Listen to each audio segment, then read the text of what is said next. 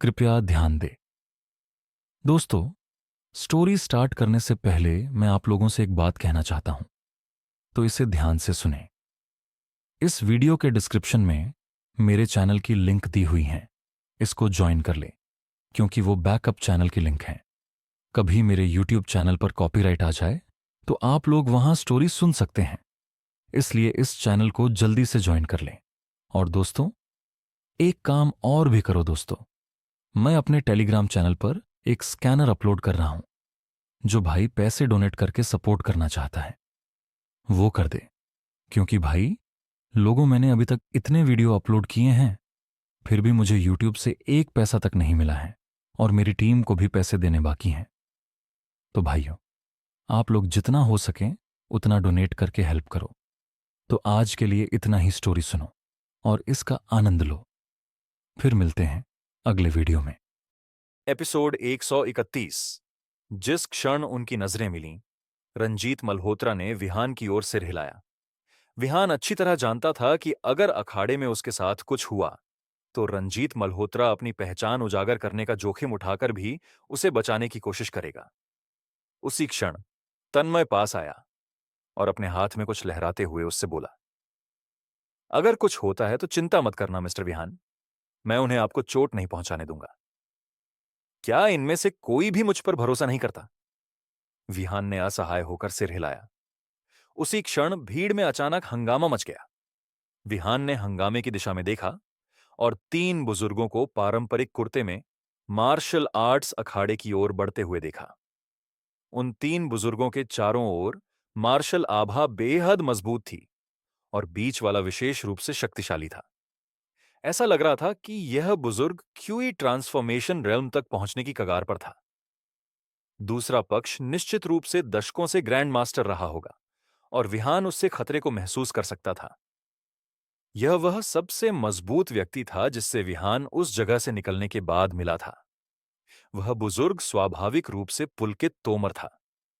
विहान का वर्तमान कल्टीवेशन स्तर सोल ओपनिंग रेल्म के 8वें स्तर तक पहुंच गया था, इसलिए ऐसे शक्तिशाली प्रतिद्वंद्वी से लड़ना आसान नहीं होगा। तीनों बुजुर्गों ने शांत भाव से विहान की ओर देखा। जैसे ही वे मार्शल आर्ट्स अखाड़े के पास पहुंचे, उन्होंने अपनी क्यूई को इकट्ठा किया और 3 मीटर ऊंचे मार्शल आर्ट्स मंच पर छलांग लगा दी। केवल इस कदम ने ही अनगिनत मार्शल कलाकारों को ताली बजाने और उत्साह बढ़ाने के लिए प्रेरित किया। पुलकित तोमर के झुर्रियों वाले चेहरे पर ठंडक की एक झलक थी। उसने अपना दयानु हाथ ऊंचा उठाया और अचानक उसे बंद कर लिया। दर्शक तुरंत शांत हो गए। मार्शल आर्ट्स अखाड़े के एक रेफरी के रूप में मैं, पुलकित, निश्चित रूप से निष्पक्षता के लिए प्रयास करूंगा और व्यवस्था बनाए रखूंगा। यदि कोई भी मार्शल आर्ट्स अखाड़े के नियमों को तोड़ता है, चाहे उसकी पहचान कुछ भी हो, उसे मार दिया जाएगा। दूसरे 2 बुजुर्गों ने भी इसके तुरंत बाद कुछ ऐसा ही कहा। वाणी बनर्जी ने विहान की त्योरी को देखा और समझाया, ऊपर के 3 लोग इस बार आपके द्वंद्व के रेफरी हैं। वे हैं पुलकित तोमर, चिराग श्यामक और साहिल। ये उल्लेखनीय है कि ये तीनों हुआक्सिया की ग्रैंडमास्टर रैंकिंग में शीर्ष 500 में हैं। एल्डर पुलकित सबसे भयानक हैं। वे एक बार ग्रैंडमास्टर रैंकिंग के शीर्ष 400 में पहुंच गए थे। उनकी वर्तमान रैंकिंग के बारे में कोई नहीं जानता। कुछ लोग कहते हैं कि वे मजबूत हो गए हैं, जबकि अन्य सोचते हैं कि चोट के कारण उनकी ताकत कम हो गई है। हालांकि वे जियांगनन प्रोविंस के मार्शल आर्ट्स एसोसिएशन के उपाध्यक्ष भी हैं, जो एक बेहद शक्तिशाली गुट है। अगर आपको बाद में मौका मिले तो इस व्यक्ति को खुश करने की कोशिश करें, या कम से कम विनम्र रहें। इस व्यक्ति की राय और रुख को बहुत सम्मान दिया जाता है। वह अपने आप को क्या समझता है? मुझे उसे क्यों खुश करना चाहिए? विहान ने ठंडे स्वर में हंसा। जब वाणी बनर्जी ने यह सुना तो वह इतनी डर गई कि उसने लगभग विहान का मुंह ढक दिया। अगर पुलकित तोमर ने यह सुना तो विहान गहरी मुसीबत में पड़ जाएगा। साथ ही आपको चिराग श्यामक पर ध्यान देना चाहिए। श्यामक परिवार जांगनान प्रोविंस में एक मार्शल आर्ट्स परिवार है जिसकी मजबूत नींव है। इस व्यक्ति के साथ अच्छे संबंध बनाना अच्छा होगा। अगर यह व्यक्ति आपकी रक्षा करना चाहता है तो जतिन राठौड़ आपका कुछ नहीं बिगाड़ पाएगा। वाणी बनर्जी और कहना चाहती थी, लेकिन मार्शल आर्ट्स अखाड़े के ऊपर की घंटी अचानक बज उठी। विहान, जतिन राठौड़, कृपया मंच पर आए। पुलकित तोमर की अधिकारपूर्ण आवाज गूंजी। कुछ क्षण बाद जतिन राठौड़ ने एक कदम आगे बढ़ाया और मंच पर पहुंच गया। दर्शकों ने तुरंत उत्साह बढ़ाया। ग्रैंड मास्टर जतिन शक्तिशाली हैं। ग्रैंड मास्टर जतिन, उस मल्होत्रा परिवार के कचरे को मार डालो। जल्द ही विहान भी पहुंच गया। एक पल में चारों ओर से हूटिंग की आवाजें सुनाई दीं। कुछ लोगों ने विहान का निर्दयता से मजाक उड़ाना शुरू कर दिया। यह कचरा ग्रैंड मास्टर जतिन के साथ एक ही मंच पर खड़ा होने के लायक कैसे हो सकता है? सचमुच बेशर्म। लगता है यह मरने से पहले प्रसिद्ध होना चाहता है। एक तरह से यह इसके लायक है। हाँ हाँ, यह पहली बार है जब मैंने प्रसिद्ध होने का ऐसा तरीका देखा। भीड़ की गालियों के बीच चिराग श्यामक ने उन्हें ठंडी नजर से देखा। चुप! अगर कोई और बकवास बोलेगा तो मैं उसे तुरंत मरवा दूंगा। भीड़ तुरंत शांत हो गई। चिराग श्यामक ने विहान और जतिन राठौड़ के लिए 2 अनुबंध निकाले ताकि वे हस्ताक्षर करें। मार्शल आर्ट्स अखाड़े में जीवन और मृत्यु अनिश्चित हैं। सब कुछ मृत्यु के बिंदु पर समाप्त हो जाता है, जिसमें नफरत भी शामिल है। चिराग श्यामक ने कहा। धन्यवाद, ग्रैंड मास्टर चिराग। जतिन राठौड़ ने चिराग श्यामक की ओर हाथ जोड़े और चापलूसी भरी मुस्कान दी। चिराग श्यामक ने उसकी अनदेखी की। उसने उदासीन विहान की ओर देखा, एक आह भरी, और फिर मंच के किनारे पर लौट गए। फिर घंटी बजी। द्वंद्व आधिकारिक रूप से शुरू हो गया। जतिन राठौड़ ने खून भरी आंखों से विहान को गुस्से में देखा। मेरे बेटे और पोते ने तेरा क्या बिगाड़ा था? विहान ने सिर उठाया और जतिन राठौड़ की ओर उदासीनता से देखा। उन्होंने खुद यह मांगा था। यह वास्तव में बहुत सुविधाजनक है। आज मैं तुझे भी मार डालूंगा और रिवर सिटी का राठौड़ परिवार इतिहास बन जाएगा। यह सुनकर न केवल जतिन राठौड़ हंसा, बल्कि मंच के नीचे सभी लोग भी हंस पड़े। इस द्वंद्व का परिणाम दिन के उजाले की तरह स्पष्ट था। फिर भी यह लड़का दावा कर रहा था कि वह जतिन राठौड़ को मार डालेगा। क्या वह सपने देख रहा था? यहां तक कि वाणी बनर्जी भी अपना सिर हिलाने से खुद को रोक नहीं पाई। जतिन राठौड़ की मुस्कान ठंडी पड़ गई और उसने अपनी ठंडी हत्या की मंशा को छोड़ दिया। ये इस बात पर निर्भर करता है कि तेरे पास ऐसा करने की क्षमता है या नहीं।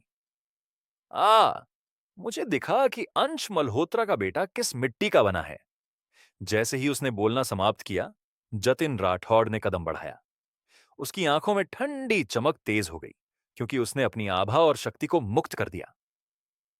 उसे आखिरी बार देखे हुए 10 साल हो गए, लेकिन ग्रैंड मास्टर जतिन इतने मजबूत हो गए हैं, यह तुरंत खत्म हो जाएगा। मंच के नीचे किसी ने आह भरी। विहान ने आभा को महसूस करते ही अपनी भौहें थोड़ी सिकोड़ लीं। जतिन राठौड़ उसकी अपेक्षा से अधिक मजबूत था। ले मार! एक मुक्का जो हवा को हिला देता था, उसकी ओर फेंका गया, लेकिन विहान ने बस उसे चकमा दे दिया। हालांकि उसने जवाबी हमला करने का विकल्प नहीं चुना। कचरे के टुकड़े, चकमा देना बंद कर और मर्द की तरह लड़। जतिन राठौड़ गुस्से में था। विहान की गति तकनीक बहुत अजीब थी। वह इस लड़के के कपड़ों को भी नहीं छू पा रहा था। कमबख्त! एपिसोड 132। मैं बस यह देखना चाहता था कि तू कितना बेकार है। हालांकि अब लगता है कि और देखने की कोई जरूरत नहीं। विहान फिर आगे बढ़ा, एक छाया छोड़ते हुए सीधे जतिन राठौड़ की ओर दौड़ा। उसकी ठंडी हत्या की मंशा फट पड़ी।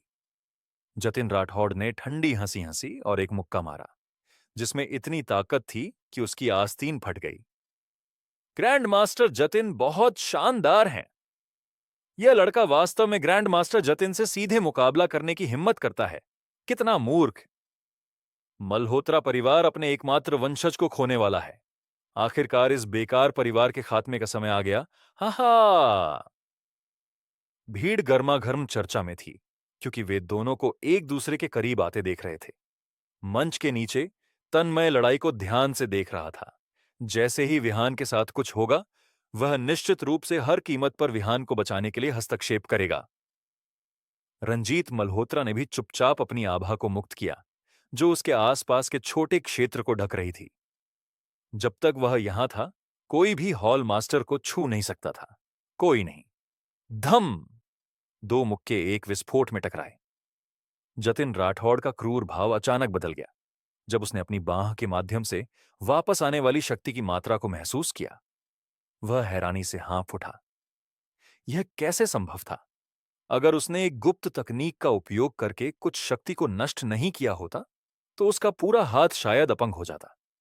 हालांकि वह सारी शक्ति को नष्ट नहीं कर सका और कई मीटर पीछे धकेल दिया गया। जैसे ही वह मंच से गिरने वाला था, उसने अपने मुक्के को पंजे में बदला और मंच के किनारे पर जमीन में गाड़ दिया। इसके बाद वह आगे की ओर उछला और फिर से विहान का सामना किया। इस क्षण पूरा अखाड़ा शांत हो गया और सभी ने अविश्वास में अपनी आंखें चौड़ी कर लीं। ग्रैंडमास्टर जतिन एक ही मुक्के से लगभग हार गए थे। वाणी बनर्जी स्तब्ध रह गई। तन्मय का दिमाग खाली हो गया और उसका हाथ, जो एक निश्चित दस्तावेज पकड़े हुए था, अचानक पसीने से तर हो गया। रंजीत मल्होत्रा के होंठ उसकी टोपी के नीचे मुस्कुराहट में मुड़ गए।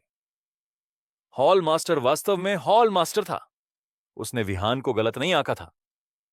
फिर भीड़ पागल हो गई। इस लड़के ने यह कैसे कर दिखाया? क्या वह अभी 20 साल का भी था? जतिन राठौड़ का चेहरा पीला पड़ गया और उसकी आंखें खून से लाल हो गईं। उसकी गर्दन की नसें उभर आईं क्योंकि वह विहान को भूखे भेड़िए की तरह घूर रहा था। तूने मुझे मजबूर किया। मैं यह चाल तब तक इस्तेमाल नहीं करना चाहता था जब तक बिल्कुल जरूरी ना हो। मैं तुझे व्यक्तिगत रूप से मारने के लिए कोई भी कीमत चुकाऊंगा। जतिन राठौड़ ने क्रूरता से मुस्कुराया। 10 साल से अधिक पहले मुझे कल्टीवेशन से संबंधित एक मार्शल तकनीक मिली। बिना किसी हिचकिचाहट के मैंने वुई माउंटेन पर एकांतवास में जाने का फैसला किया। अब इस तकनीक को दुनिया के सामने दिखाने का समय आ गया है। जैसे ही उसने बोलना समाप्त किया, जतिन राठौड़ के शरीर से एक शक्तिशाली आभा उमड़ पड़ी। दूर से कुलदीप देशमुख और पुलकित तोमर के भाव बदल गए। यह प्राचीन मार्शल आर्ट्स दुनिया की मार्शल तकनीक नहीं है। स्वाभाविक रूप से विहान ने भी इसे नोटिस किया था। इसके अलावा वह इस मार्शल तकनीक की उत्पत्ति को वहां मौजूद किसी भी व्यक्ति से बेहतर जानता था। यह एक साधना करने वाले की मार्शल तकनीक थी और यह कोई कमजोर नहीं थी। हालांकि वह समझ गया था कि जतिन राठौड़ को इस मार्शल तकनीक का उपयोग करने के लिए कीमत क्यों चुकानी पड़ती थी। प्राचीन मार्शल कलाकार साधना करने वालों से अलग थे। उनके डांटियन कमजोर थे। अगर वे साधना करने वालों के लिए बनी मार्शल तकनीक का उपयोग करते, तो यह निश्चित रूप से उनके आंतरिक अंगों को भारी नुकसान पहुंचाएगा। Sky shattering lightning palm! Jatin Rathore ने दहाड़ते हुए हवा में ऊंची छलांग लगाई। उसका सबसे मजबूत हमला तुरंत फट पड़ा।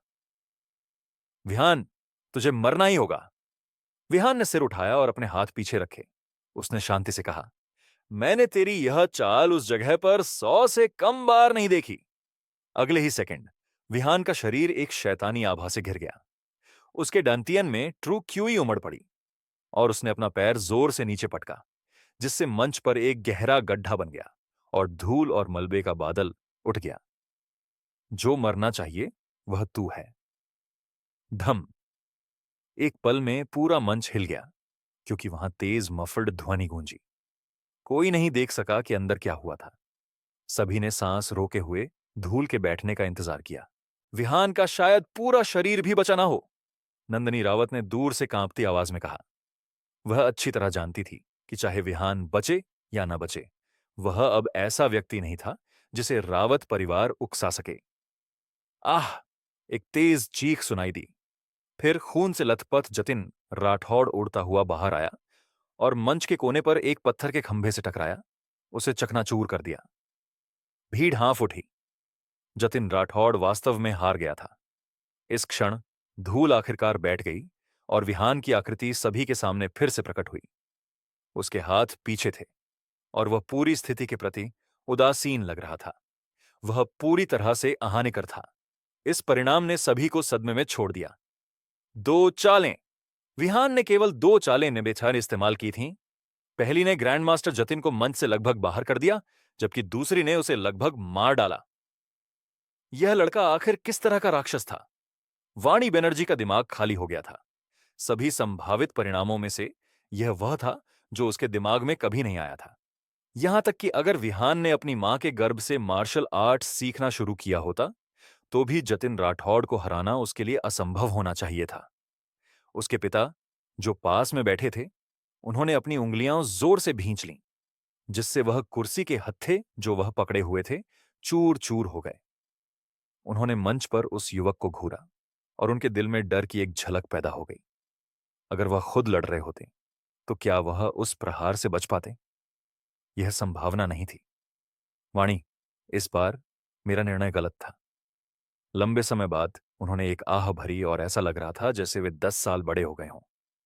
विहान धीरे धीरे जतिन राठौड़ की ओर बढ़ा। उसका ऐसा खतरनाक व्यक्ति को जिंदा छोड़ने का कोई इरादा नहीं था। उसने अपने हाथ में ट्रू क्यूई इकट्ठा की और हमला करने ही वाला था कि एक चीख गूंजी, किसी को मत मारो। यह पुलकित तोमर था। पुलकित ने जतिन राठौड़ से वादा किया था कि वह उसे मरने नहीं देगा, इसलिए उसे इस क्षण में हस्तक्षेप करना पड़ा।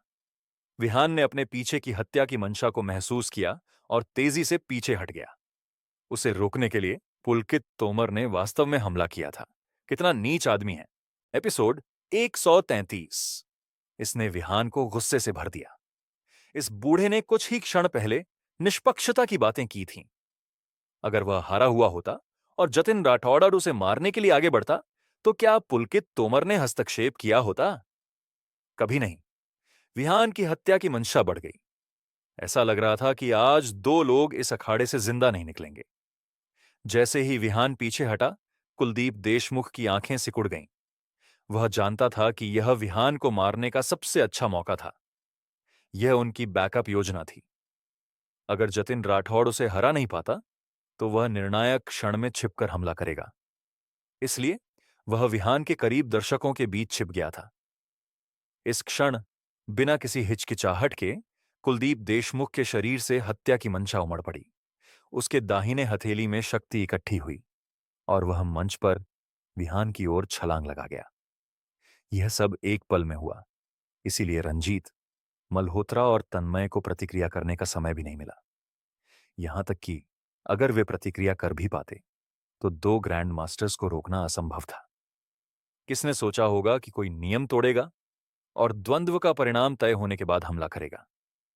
अब विहान का जीवन संतुलन में लटक रहा था। उसने कुलदीप देशमुख को नजरअंदाज किया और अपनी मुट्ठी को ट्रू क्यूई से ढककर पुलकित तोमर पर एक मुक्का मारा। हालांकि उसने पुलकित तोमर के हमले को रोक लिया, लेकिन कुलदीप देशमुख की हथेली अचानक पीछे से उस पर लगी। धम! वह लड़खड़ा गया और उसके मुंह से खून की एक उल्टी निकल गई। उसकी आंखें अनंत क्रोध से भरी थीं। उसने दर्द को सहन किया और ऊपर उछलकर अपनी टांग को कुलदीप देशमुख की ओर झाड़ा, जो इस क्षण में जवाबी हमले की उम्मीद नहीं कर रहा था। धम! विहान का पैर कुलदीप देशमुख की बांह पर लगा, जिसे उसने मुश्किल से समय पर रोकने के लिए रखा था। कुलदीप देशमुख 10 से अधिक कदम पीछे हट गया और उसकी बांह में उस किक के बाद कुछ भी महसूस नहीं हो रहा था। जैसे ही वह स्थिर हुआ, उसके सामने एक काली छाया प्रकट हुई। यह विहान था। यह कैसे संभव है? क्या वह घायल नहीं है? विहान का पंजे के आकार का हाथ कुलदीप देशमुख के कंधे पर उतरा और उसे छेद दिया। फिर उसकी ट्रू क्यूई बाहर निकली और शक्ति के साथ फट पड़ी, क्योंकि उसने कुलदीप देशमुख को जमीन से उठाया और उसे जमीन पर पटक दिया। धम! इससे पहले कि कुलदीप देशमुख प्रतिक्रिया कर पाता, विहान का दायां पैर उस पर जोर से पड़ा, जिससे उसकी अनगिनत हड्डियां टूट गईं। आह आह! कुलदीप देशमुख के मुंह से एक गहरी चीख निकली, क्योंकि उसे गले से उठा लिया गया। तुझे मुझे उकसाना नहीं चाहिए था, पता है? ऐसा लगता है कि आज के बाद रिवर सिटी से देशमुख परिवार गायब हो जाएगा। विहान कुछ करने ही वाला था कि पुलकित तोमर की ठंडी और धमकी भरी आवाज गूंजी। अगर तूने एक निर्दोष दर्शक को चोट पहुंचाने की हिम्मत की, तो मैं निश्चित रूप से तुझे मार डालूंगा। निर्दोष दर्शक! विहान हंस पड़ा। फिर उसने चिल्लाकर कहा, तेरे पास मुझे किसी को मारने से रोकने का क्या अधिकार है? विहान की बांह हिली और कुलदीप देशमुख एक और खंभे में उड़ गया। उसे चकनाचूर कर दिया। कुलदीप देशमुख, रिवर सिटी का एक ग्रैंड मास्टर, मौके पर ही मर गया। हुआक्सिया की ग्रैंड मास्टर रैंकिंग में 514वां स्थान प्राप्त विशेषज्ञ अब अस्तित्व में नहीं था। हालांकि विहान का काम अब भी खत्म नहीं हुआ था। उसकी ठंडी नजर जतिन राठौड़ पर पड़ी, जो मुश्किल से हिल पा रहा था। जतिन राठौड़ का शरीर अकड़ गया क्योंकि उसने विहान की अदृश्य हत्या की मंशा को अपने ऊपर केंद्रित महसूस किया। उसके दिल में डर भर गया। जतिन राठौड़ ने जल्दी से पुलकित तोमर की ओर देखा और मुश्किल से अपना हाथ बढ़ाया। एल्डर तोमर, मुझे बचाओ। तुमने कल मुझसे वादा किया था। मेरे यहां होने पर कोई तुझे नहीं मार सकता। जतिन राठौड़ ने राहत की सांस ली। हालांकि कुछ सेकंड बाद एक हवा की ब्लेड हवा में चीरती हुई आई। उसकी पुतलियां फैल गईं क्योंकि उसने दूर खड़े ठंडे और अभिमानी युवक को घूरा। उस युवक के चेहरे पर ठंडी मुस्कान थी और किसी तरह वह इस क्षण में यमराज की तरह लग रहा था।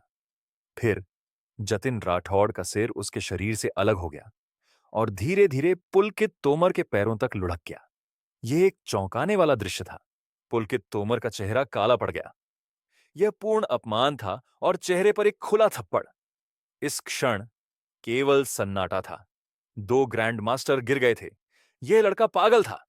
इसके अलावा यह जांगनन प्रोविंस के मार्शल आर्ट्स एसोसिएशन के उपाध्यक्ष के सामने किया गया था। गटक। 5 साल पहले मल्होत्रा परिवार नष्ट हो गया था और दरिद्र बन गया था। हालांकि विहान बदला लेने के साथ लौटा था। अगर विहान आज नहीं मरा तो संभावना थी कि वह रिवर सिटी के 4 परिवारों को पीछे छोड़ देगा। वह शायद जांगनान प्रोविंस में भी अपनी जगह बना लेने के लिए पर्याप्त शक्तिशाली था। आज की घटना, परिणाम चाहे जो भी हो, रिवर सिटी के इतिहास के पन्नों में दर्ज हो जाएगी। मंच के नीचे रंजीत मल्होत्रा ने अपनी मुट्ठियां भींच लीं।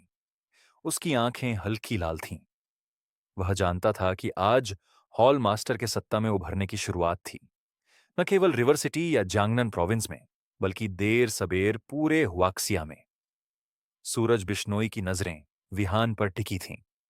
उसने अपना सिर घुमाया और आनंद बिश्नोई से कहा, पिताजी, ऐसा लगता है कि मेरी सोच अभी भी बहुत संकीर्ण है।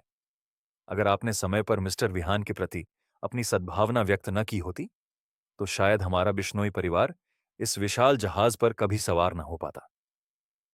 आनंद बिश्नोई ने अपनी आंखें सिकोड़ लीं और अपनी नजर विहान से पुलकित की ओर हटा ली। सूरज, आगे क्या होता है वही महत्वपूर्ण है। पुलकित तोमर को नाराज करना Jiangnan province martial arts association को नाराज करने के बराबर है। मिस्टर विहान का भाग्य इस बात से तय होगा कि वह पुलकित तोमर को मार सकता है या नहीं। सब कुछ भाग्य पर निर्भर करता है।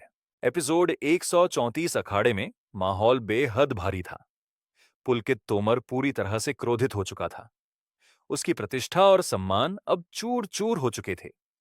इस लड़के की हिम्मत कैसे हुई कि उसने उसकी बात को अनदेखा कर दिया। उसने एक कदम आगे बढ़ाया और मंच थोड़ा हिल गया। धूल हवा में उड़ने लगी और एक तेज हत्या की भावना ने विहान को घेर लिया। बच्चे, द्वंद्व का परिणाम पहले से ही तय था। फिर तुमने उसे क्यों मारा? क्या तुम सचमुच मेरी बात को जानबूझकर अनदेखा करना चाहते हो? पुलकित की आवाज में ठंडक की एक झलक थी। दर्शक सभी सांस रोके हुए थे। ऐसा लग रहा था कि कुछ और बड़ा होने वाला था। विहान की आंखें सिकुड़ गईं और वह मुस्कुराया। तुम अपने आप को क्या समझते हो? मुझे तुम्हारी बात क्यों माननी चाहिए? तुम पूछ रहे हो कि मैं कौन हूं? पुलकित तोमर ने तंज कसा। मैं तुम्हारे द्वंद्व का रेफरी हूं। क्या यह काफी नहीं है? विहान ने उसकी ओर उदासीनता से देखा। नहीं, काफी नहीं। यह सुनकर कुछ लोग हंस पड़े, लेकिन उनके पास खड़े लोगों ने तुरंत उनके मुंह ढक दिए, डरते हुए कि कहीं अनचाहा ध्यान न आकर्षित हो जाए। विहान बहुत साहसी था। उसने पुलकित तोमर को भी नाराज करने की हिम्मत की। तुम पुलकित अपने दिल के गुस्से को और दबा नहीं सका। हालांकि जैसे ही वह हमला करने वाला था, एक काली छाया उछली और दोनों के बीच में आ खड़ी हुई। ग्रैंड मास्टर पुलकित, आप एक प्रसिद्ध ग्रैंड मास्टर और इस द्वंद्व के रेफरी हैं। आप एक जूनियर पर हमला कैसे कर सकते हैं? बोलने वाला था चिराग श्यामक। उसके पीछे ज्यांगन प्रांत का श्यामक परिवार खड़ा था, जो एक कुलीन मार्शल आर्ट्स परिवार था। पुलकित तोमर ने भौहें सिकोड़ लीं और नाराज स्वर में कहा, ग्रैंड मास्टर चिराग, क्या आपको नहीं दिखता कि इस लड़के का व्यक्तित्व विकृत है? इसके अलावा उसने एक रेफरी के निर्देशों का अपमान किया, इसीलिए उसे मारा जाना चाहिए। चिराग श्यामक ने सिर हिलाया और गंभीरता से कहा, ग्रैंड मास्टर पुलकित, यह सब द्वंद्व के नियमों की सीमा के भीतर है। दोनों पक्षों ने एक समझौते पर हस्ताक्षर किए थे। हालांकि इस्तेमाल की गई विधियां थोड़ी अतिशयोक्तिपूर्ण थीं, फिर भी यह एक स्वीकृत द्वंद्व है। ग्रैंड मास्टर पुलकित, रेफरी होने के नाते आपने छिपकर हमला क्यों किया? नियम तोड़ने वाले तो आप हैं। वहां मौजूद सभी लोग पुलकित तोमर से डरते थे, लेकिन चिराग श्यामक नहीं। पुलकित तोमर का चेहरा काला पड़ गया। चिराग श्यामक, आपका यह मतलब क्या है? क्या आप मेरी विश्वसनीयता पर संदेह कर रहे हैं? क्या आपको लगता है कि आप अकेले श्यामक परिवार का प्रतिनिधित्व कर सकते हैं? चिराग श्यामक ने ठंडी हंसी हंसी और आगे कुछ नहीं कहा। मैं आपको चेतावनी देता हूं, अगर आप इस लड़के की रक्षा करने पर अड़े रहे तो मैं इस बारे में अध्यक्ष से बात करूंगा। इस लड़के का आपके श्यामक परिवार से कोई लेना देना नहीं है। आपको उसकी रक्षा करने की जरूरत नहीं है। अगर मैं उसे मार दूं तो किसे परवाह है? चिराग श्यामक हिचकिचाया। वह विहान की प्रतिभा को देख सकता था और वास्तव में नहीं चाहता था कि विहान समय से पहले मर जाए।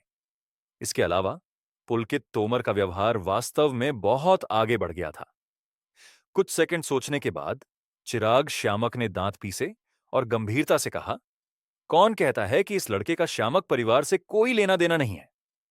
उसने विहान की ओर मुड़कर कहा, विहान, क्या आप श्यामक परिवार में शामिल होने के लिए तैयार हैं? जब ये शब्द बोले गए, न केवल पुलकित तोमर बल्कि मंच के नीचे मौजूद हर कोई स्तब्ध रह गया। कुछ सेकंड बाद अनगिनत ईर्ष्यालु और जलन भरी निगाहें विहान की ओर मुड़ गईं। श्यामक परिवार एक मार्शल आर्ट्स कुलीन परिवार था। इसकी 1000 साल की विरासत थी और हुआशिया में इसकी बहुत मजबूत नींव थी। हालांकि आधुनिक युग में यह धीरे धीरे कमजोर हो गया था, फिर भी यह एक अडिग विशालकाय था। अगर विहान इसमें शामिल हो जाता तो बहुत कम लोग उसके रास्ते में खड़े होने की हिम्मत करते। मंच के नीचे नंदिनी रावत का चेहरा पीला पड़ गया। उसने विहान की आकृति को देखा और पछतावा महसूस किया। अगर अगर उसने उस समय विहान को स्वीकार कर लिया होता तो अब सब कुछ अलग होता। श्यामक परिवार के समर्थन से रावत परिवार निश्चित रूप से समृद्ध और विकसित होता। वाणी बनर्जी और उसके पिता ने भी एक दूसरे को देखा और आह भरी। उन्होंने द्वंद्व के बाद विहान से दोस्ती करने की पहल करने की योजना बनाई थी, लेकिन ऐसा लग रहा था कि श्यामक परिवार ने पहला कदम उठा लिया था। उनका बनर्जी परिवार इसके मुकाबले में कहीं नहीं ठहरता था। पुलकित तोमर खुद को गाली देने से रोक नहीं सका। चिराग श्यामक, क्या आप वास्तव में इस कचरे को श्यामक परिवार में लेने जा रहे हैं? आप इसमें क्या देखते हैं? चिराग श्यामक ने उसकी अनदेखी की और विहान को उत्साह भरी नजरों से देखा। क्या आपने सोच लिया? अगर आप सहमत हो जाते हैं तो मैं आपको तुरंत यहां से ले जाऊंगा। कोई भी आपको छूने की हिम्मत नहीं करेगा। चिराग श्यामक के नजरिए से यहां तक कि एक मूर्ख भी इतने शानदार अवसर को ठुकरा नहीं सकता था। हालांकि विहान ने संक्षिप्त जवाब दिया, मुझे खेद है, इसकी कोई जरूरत नहीं। चिराग श्यामक स्तब्ध रह गया और यह सोचकर कि उसने गलत सुना, उसने पूछा, आपने क्या कहा? मैंने कहा कि इसकी कोई जरूरत नहीं। विहान किसी भी गुट से कोई निमंत्रण स्वीकार नहीं करेगा। पुलकित तोमर पहले से ही उसके लिए खतरा था, इसलिए वह उसे मार्शल आर्ट्स मंच से जिंदा नहीं छोड़ सकता था। मार्शल आर्ट्स अखाड़े में हंगामा मच गया। क्या विहान मूर्ख था? उसने वास्तव में श्यामक परिवार को ठुकरा दिया। यह कई मार्शल कलाकारों का सपना था, फिर भी उसने बिना किसी हिचकिचाहट के इसे ठुकरा दिया। अब वह पुलकित तोमर से कैसे निपटेगा? उसने अपनी कब्र खुद खोद ली। पागल! चिराग श्यामक का चेहरा कुरूप हो गया। उसने विहान की प्रतिभा के कारण उसे आमंत्रित करने की कृपा की थी। हालांकि वह कभी नहीं सोच सकता था कि उसे ठुकरा दिया जाएगा। चिराग श्यामक ने अपनी आस्तीन झटकी और मंच के किनारे तक चला गया। ठंडे स्वर में कहा, चूंकि तुमने यह अपने ऊपर ले लिया है तो तुम अपनी जान के लिए खुद जिम्मेदार होगे। एपिसोड 135 विहान ने अपने चारों ओर की नजरों को पूरी तरह से अनदेखा कर दिया। इसके बजाय उसने अपनी आंखें पुलकित तोमर पर टिका दी और उसकी ओर इशारा किया। पुलकित तोमर, मैं तुम्हें जीवन मृत्यु की लड़ाई के लिए चुनौती देता हूं। क्या तुम मेरी चुनौती स्वीकार करने की हिम्मत करते हो? चिराग श्यामक ने अभी कुछ ही कदम उठाए थे कि उसने यह सुना। वह लड़खड़ा गया और लगभग जमीन पर गिर पड़ा। उसने विहान को डर के साथ देखा। क्या? क्यों? वह पूरी तरह से भ्रमित था। जब पुलकित तोमर ग्रैंडमास्टर बना था, तब विहान का जन्म भी नहीं हुआ था। ऐसा घमंड! सब लोग स्तब्ध रह गए। रंजीत मल्होत्रा, आनंद बिश्नोई, वाणी बनर्जी और यहां तक कि तन्मय भी विहान को अपनी आंखें फाड़कर देख रहे थे। ऐसा लग रहा था जैसे समय ठहर गया हो। किसी समय सभी को एहसास हुआ कि वे कुछ देर से अपनी सांस रोक रखे थे। क्या विहान आत्मघाती था? ये एक अंडे को चट्टान से टकराने जैसा था। मिस्टर विहान, जल्दबाजी ना करें, तन्मय ने मंच के नीचे से कहा। जिंदा रहना ज्यादा जरूरी है। विहान ने उसको अनदेखा किया। उसने पुलकित तोमर को ठंडी आंखों से घूरा और कहा, पुलकित तोमर, क्या तुम चुनौती स्वीकार करने की हिम्मत करते हो? उस पल पुलकित तोमर हंस पड़ा। उसने अपने जीवन में अनगिनत घमंडी लोगों को देखा था, लेकिन यह घमंड एक अलग ही स्तर का था। क्या इस लड़के के दिमाग में कुछ ढीला था? विहान, क्या तुम सचमुच मुझे चुनौती देना चाहते हो? क्या तुम सम्मानजनक मृत्यु चाहते हो? अगर ऐसा है तो यह समझ में आता है। मेरे हाथों मरना तुम्हारे जीवन का सबसे बड़ा सम्मान होगा। पुलकित तोमर ने अचानक विषय बदला और स्पष्ट आवाज में कहा, मैं पुलकित तोमर इस चुनौती को स्वीकार करने के लिए तैयार हूं। तुम जैसे कचरे को मारने के लिए 3 चालें ही काफी हैं। कुछ क्षण बाद उसकी आभा उमड़ पड़ी और चारों ओर फैल गई, जिससे देखने वाले कांप उठे। विहान केवल 8वें स्तर की आत्मा खोलने के क्षेत्र का साधक था, जबकि उसका प्रतिद्वंद्वी क्यूई परिवर्तन क्षेत्र तक पहुंचने की कगार पर था। हालांकि विहान मार्शल आर्ट्स की दुनिया के एक सच्चे विशेषज्ञ की ताकत का अनुभव करना चाहता था। छोटे हरामी, मैं तुम्हें निराशा का एहसास कराऊंगा। एक पंजे के आकार का हाथ नीचे फटते हुए आया। विहान की आंखें सिकुड़ गईं। वह स्पष्ट रूप से पुलकित तोमर के दबाव को महसूस कर सकता था। अगर दूसरा पक्ष उसे पकड़ लेता तो उसका पूरा शरीर टुकड़े टुकड़े हो सकता था। बिना और देर किए विहान ने अपने डेंटियन में ट्रू क्यूई को संचालित किया और ठंडे स्वर में तंज कसा, ब्लड फ्लेम पाम। एक खूनी आभा उसके शरीर के चारों ओर संकेंद्रित हुई और उसके दाहिने हाथ की हथेली में इकट्ठा हो गई।